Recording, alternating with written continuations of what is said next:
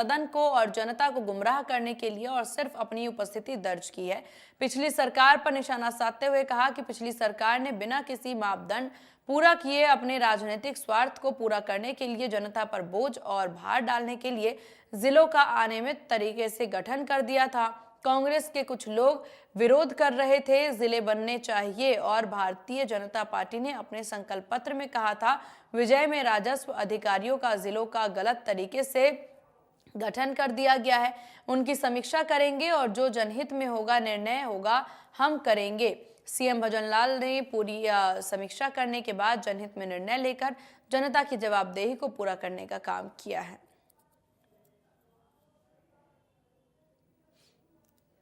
जिले गलत बन गए हैं, सही तरीके से जिले बनने चाहिए। और भारतीय जनता पार्टी ने अपने संकल्प पत्र में कहा था कि जिन राजस्व इकाइयों का जिलों का गलत तरीके से गठन कर दिया गया है, उनकी समीक्षा करेंगे और जो जनहित में निर्णय होगा वो हम करेंगे। माननीय मुख्यमंत्री जी ने पूरी समीक्षा करने के बाद जनहित में निर्णय लेकर के जनता की जवाबदेही को पूरा करने का काम किया है। अब कांग्रेस के लोगों के पास कोई मुद्दा तो है नहीं, जनता में मुंह दिखा नहीं सकते। आप गंगापुर जिले का ही उदाहरण देख लीजिए, उसमें जो करौली के हिस्से को शामिल किया था, वो लोग पुरजोर मांग कर रहे थे कि हम गंगापुर जिले में नहीं रहना चाहते, हमको करौली में शामिल किया जाए।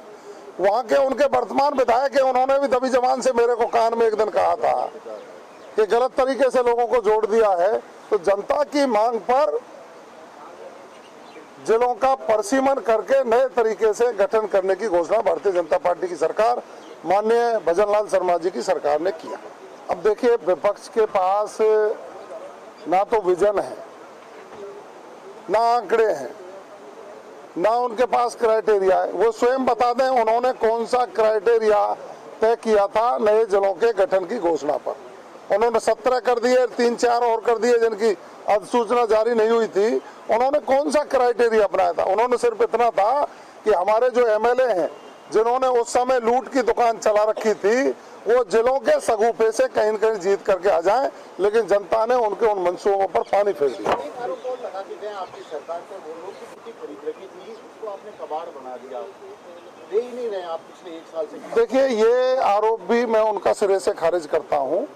हम नियमित रूप से, आपको ध्यान होगा कि अब भी 1 महीने पहले हमने बच्चियों को स्कूटी देने का काम किया। पूरे प्रदेश में स्कूटियां बटी हैं विभिन्न योजनाओं में, चाहे वो देवनारायण योजना में हो, चाहे कालीबाई भील योजना में हो, चाहे हमारे जो आर्थिक पिछड़े लोग हैं उनको हो, सबको नियमित रूप से स्कूटी मिले, ये क्रमबद्ध तरीके से तय करके उसको सकारात्मक रूप से जनता तक पहुंचाने का काम हमारी सरकार कर